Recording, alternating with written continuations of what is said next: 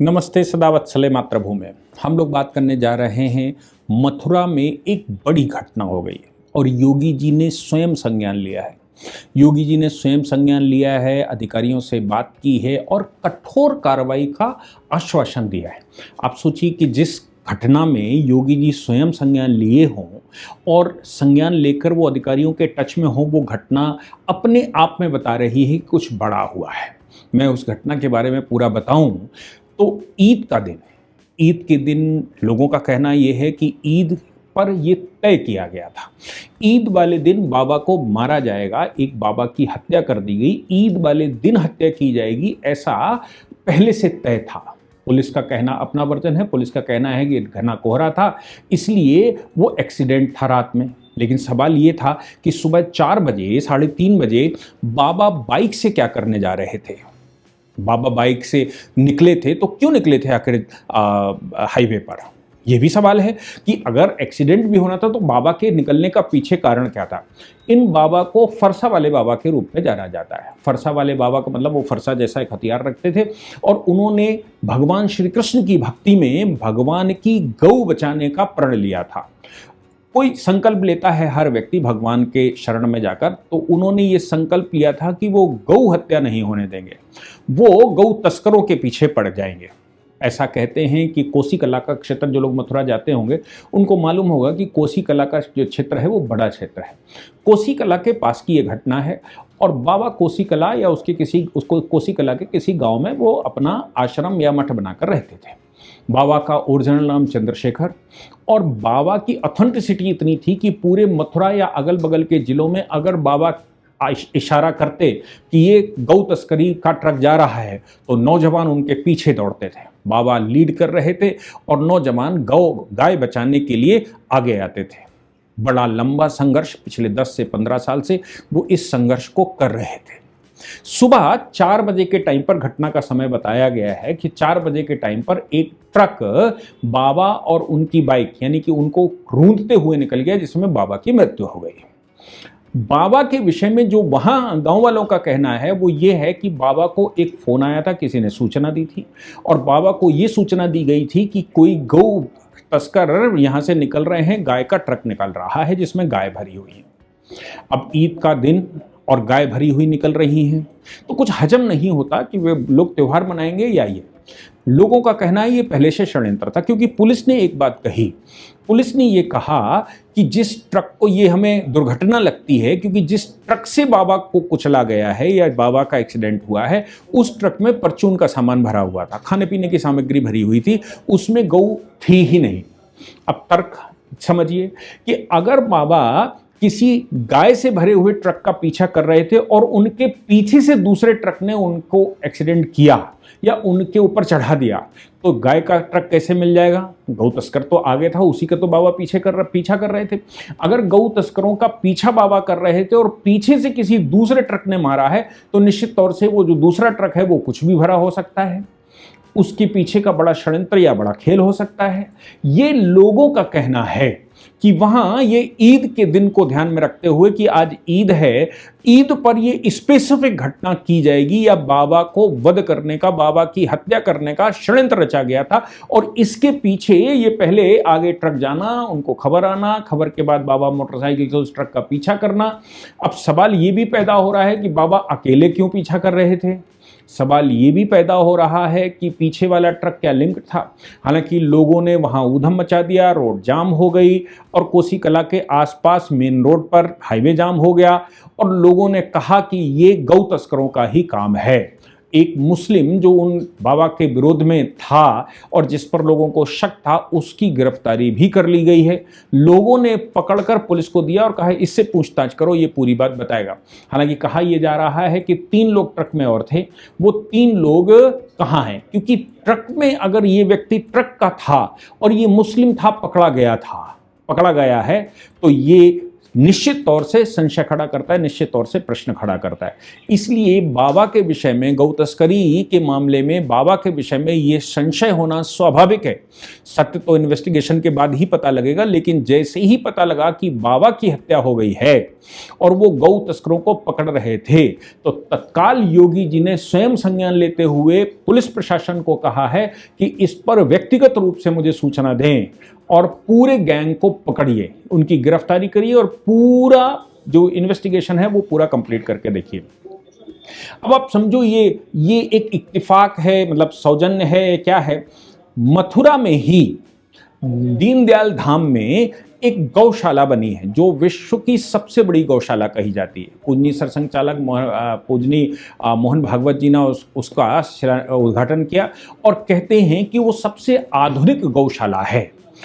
इस आधुनिकता को विश्व में, मतलब जो टेक्नोलॉजी हो सकती थी वो टेक्नोलॉजी, और जो ब्रीड्स हो सकते हैं वो ब्रीड, और स्थान और जगह को लेकर तो है ही। इसलिए वो गौशाला जो जिस जिले में गौशाला इतनी बड़ी, विश्व की सबसे बड़ी गौशाला बनी, क्योंकि मथुरा वो स्थान है जहां भगवान श्री कृष्ण का स्थान है और गौ भगवान का प्रतीक है। गौएं चराते हुए ही भगवान का विकास हुआ। भगवान गौ से बहुत प्यार करते थे। जो व्यक्ति हिंदू है, भारत में भगवान श्री कृष्ण को या किसी भी देवी देवता को मानता है, गाय उसके लिए पूजनीय है। भगवान श्री कृष्ण भी गौ को माता ही कहा करते थे। उसके पीछे के साइंटिफिक विकास, साइंटिफिक जो इन्वेंशंस हैं, वो सब कहते हैं कि सभ्यता की शुरुआत में भारत में गाय ही ट्रांजैक्शन का माध्यम होता था, क्योंकि ऐसा कहा जाता था गाय कृषि का आधार है, यानी कि वो गोबर देती है, मूत्र देती है वो, और बैल देती है वो, तो गाय कृषि का आधार भी है और गाय व्यक्ति के पालन का भी अधिकार है। यानी कि जो व्यक्ति खाएगा उसके लिए भी गाय उपयोगी है। खाएगा मतलब जो खेतों में से उगाएगा खाएगा, उसके लिए भी गाय उपयोगी है। गाय का बछड़ा भी उपयोगी है, गाय के बच्चे भी उपयोगी हैं। दूसरी बात, गाय की आंत जानवरों में सबसे लंबी होती है और गाय की आंत, ऐसा कहते हैं कि जहर भी अगर एक बार वो खा ले तो वो उसको फिल्टर कर देती है। दूध में कभी प्रभाव नहीं आता, कुछ भी खा ले गाय, उसके दूध में प्रभाव नहीं आता। दूसरी, गाय ऑक्सीजन लेती है और ऑक्सीजन ही छोड़ती है। गाय के रोम छिद्रों से भी प्राणवायु ही निकलती है। ऐसा कई बार प्लेग की बीमारी और बाकी बीमारियों के समय भी ये बात निकल कर आई कि जिनके घर में भारतीय देसी गाय बंधी हुई थी, उनके घर में कोई इन्फेक्शन नहीं हुआ। ऐसे पूना का एक प्रकरण है प्लेग के टाइम का। बहुत सारे ऐसे इलस्ट्रेशन हैं कि जिनके खूंटे पर गाय बंधी हुई थी, जिनके घर में गाय बंधी हुई थी, उनको छोड़कर पूरे गांव खत्म हुए थे प्लेग में।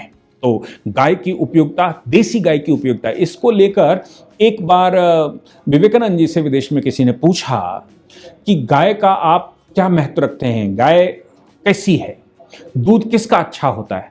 तो उन्होंने कहा दूध तो भैंस का अच्छा होता है। तो लोगों ने कहा कि भाई भैंस का दूध अच्छा होता है, लेकिन आपके यहाँ तो गाय पूजी जाती। उन्होंने कहा गाय दूध नहीं देती, गाय तो अमृत देती है। भारत की वंश की गाय तो अमृत देती है।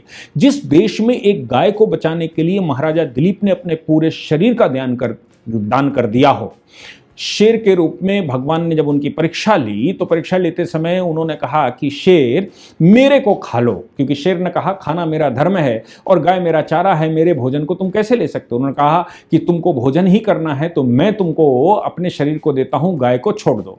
जब उन्होंने शरीर काटना शुरू किया, ऐसा कहते हैं, तो शेर भगवान के रूप में आए, देवी देवताओं के रूप में, और उन्होंने कहा, शेर ने कहा कि हम सिर्फ तुम्हारी परीक्षा ले रहे थे कि तुम गौ रक्षक कितने बड़े हो। जिस भगवान श्री राम के पूर्वज, आप सोचो, गौ रक्षक हों, जिन भगवान श्री कृष्ण ने गौ के आधार पर ही सब विकास किए हों और उनका आधार ही गाय हो, जिन भगवान श्री कृष्ण बिना नंदी, भगवान शंकर बिना नंदी के चलते नहीं। मोस्टली भारत के बड़े देवी देवता जिनकी हम कल्पना करते हैं, वो सब नंदी या गाय के साथ ही होते हैं। तो आप सोचिए कि भारत में गाय का क्या महत्व है। और विज्ञान भी कहता है कि गाय के जीवित रहने से मनुष्य को सबसे ज़्यादा लाभ होता है।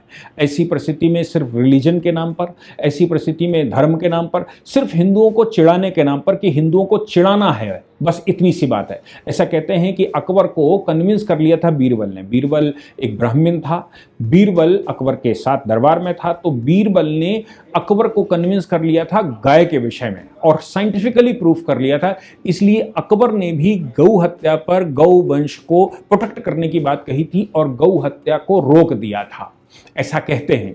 तो ये बात यहां तक आती है कि मुसलमानों में सिर्फ रिलीजन, सिर्फ चिढ़ाने के आधार पर ये सब किया जा रहा है। ये अलग बात है, लेकिन अगर उनको कन्विंस किया जाता है तो बहुत बड़ी संख्या में मुसलमान भी कन्विंस होते हैं। लेकिन जिनके अंदर रिलीजियस उन्माद भरा हुआ है उनको गाय काटने में लाभ दिखता है। आप ये मानकर चलिए, और सुप्रीम कोर्ट में 2004 के लगभग एक जजमेंट आया था, जिस जजमेंट को मैं जहाँ तक समझता हूँ कि उस जजमेंट में दीक्षित जी ने किया था, उस जजमेंट में सुप्रीम कोर्ट के सामने गौ कसी को लेकर मामला आया था।